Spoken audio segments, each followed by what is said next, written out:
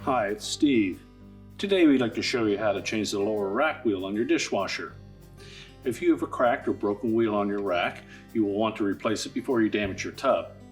It's a really easy job, and let me show you how we do it. Now, to do this repair, we suggest that you remove any items that are in your lower dish rack and just pull it out. Set it in a suitable place where you can remove the old wheel if it's still intact.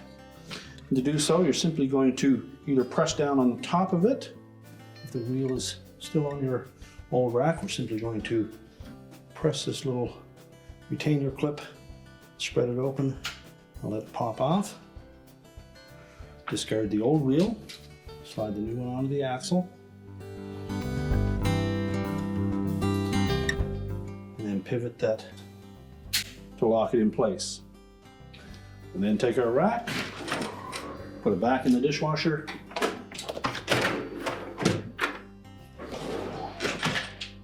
and your repair is complete.